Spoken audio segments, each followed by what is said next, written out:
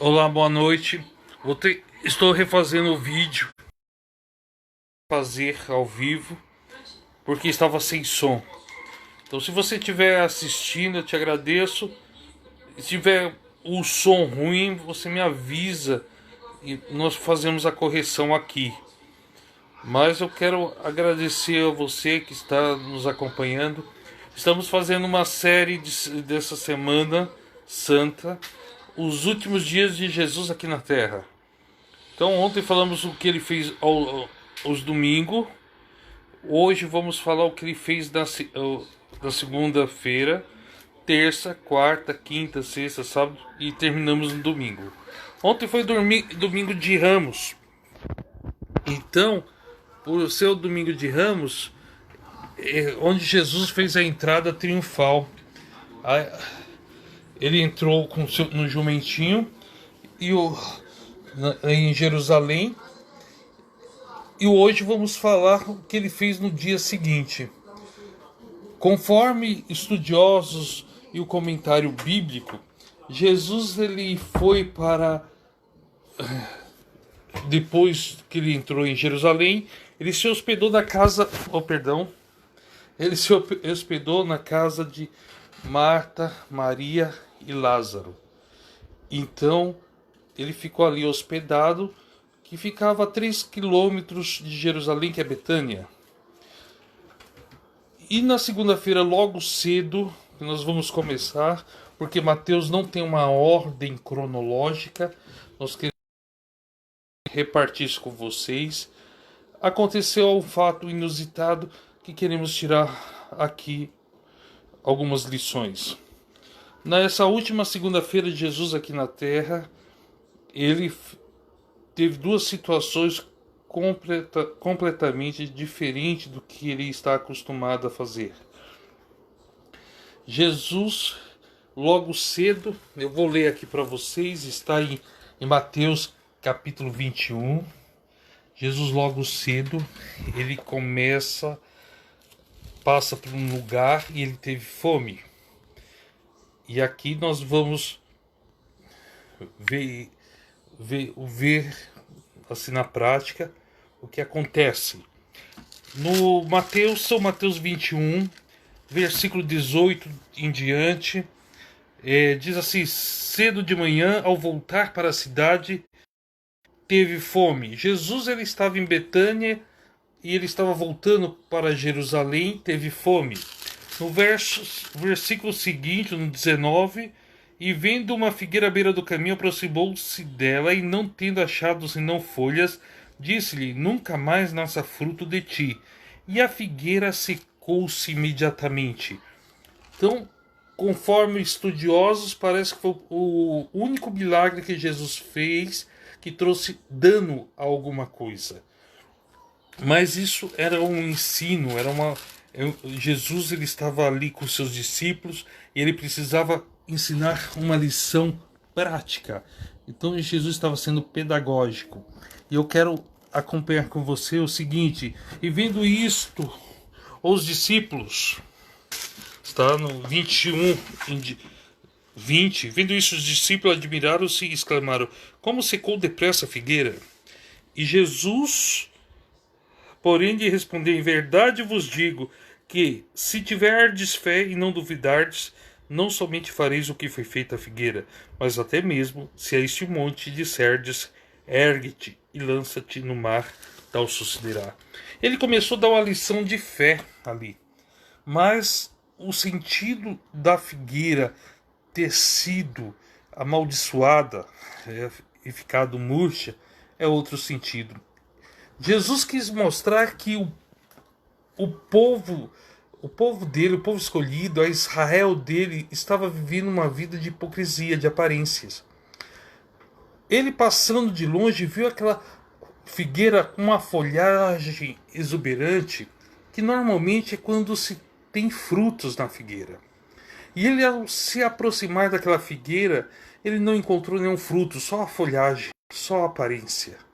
Então ele quis que vai chegar um momento que esses religiosos, pseudos líderes, eles vão ter o seu julgamento, vão ter o momento de prestar contas.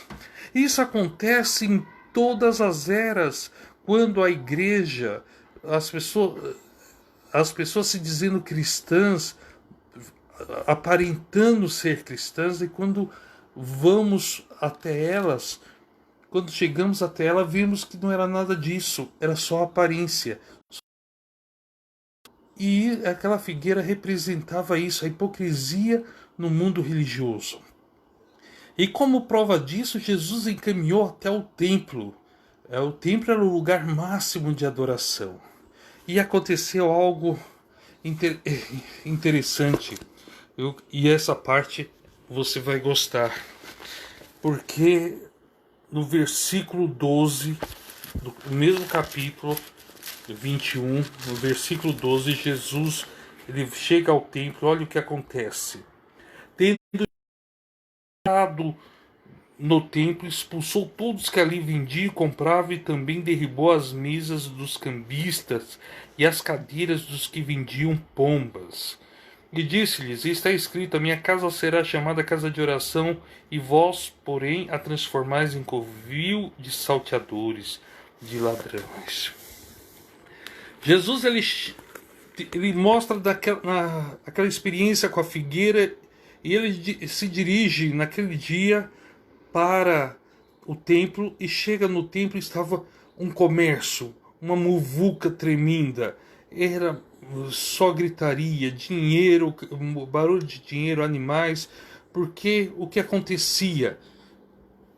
O judeu tinha que fazer o sacrifício no templo, e ele levava o seu cordeirinho, ou os mais pobres, o seu pombinho, até lá, mas tinha que ser sem defeito. Mas quando eles entravam lá com o cordeirinho, tinha os funcionários do templo que procuravam defeitos nos cordeirinhos, no sacrifício das pessoas, e falavam: esse não serve, você vai ter que comprar o nosso, que já tem o selo de garantia. Isso aí tem o ISO 9000. E a pessoa, para comprar, ela tinha que fazer um câmbio. Ela pegava o seu dinheiro, tinha que comprar o dinheiro do templo. E aí sofria um deságio aí muito grande, que dava o lucro ao templo. Aí ele comprava a moeda do templo e tinha que comprar o cordeirinho com a chancela dos levitas do templo. E ele ia comprar aquele cordeirinho para fazer o sacrifício, ou o que seja, mas virou um comércio tremendo.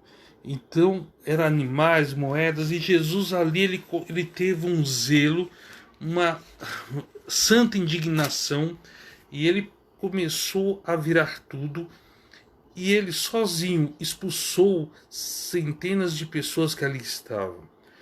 É nos relatado, no desejado de todas as ações, que ali houve uma manifestação divina em Jesus, que causou temor, terror àqueles homens que fizeram do templo um lugar de negócios. E eles saíram ali com medo, apavorados.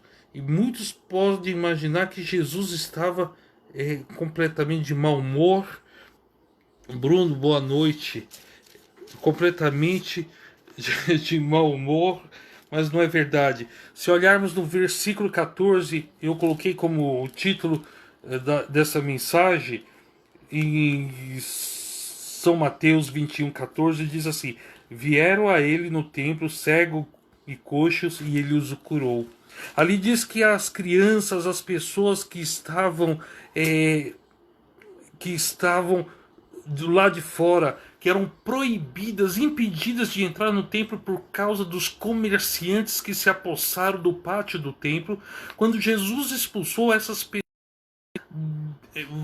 que estavam à margem da sociedade, os coxos, os cegos, os paralíticos, entraram no pátio do templo, e ali diz que Jesus curou a todos, aqueles miseráveis, aquelas pessoas com depressão, desalentados, sujos, maltrapilhos. Jesus acolheu a todos com amor, e os doentes foram todos curados. Esse é o mesmo Jesus que está hoje. Jesus ele quer expulsar do templo, não um templo físico, no templo que é o nosso corpo, a nossa mente, o nosso coração. Ele quer expulsar tudo aquilo que tem impedido de fazermos uma adoração perfeita a Deus. O mesmo Jesus que expulsou os cambistas, ele quer fazer uma obra de reforma em nossa vida.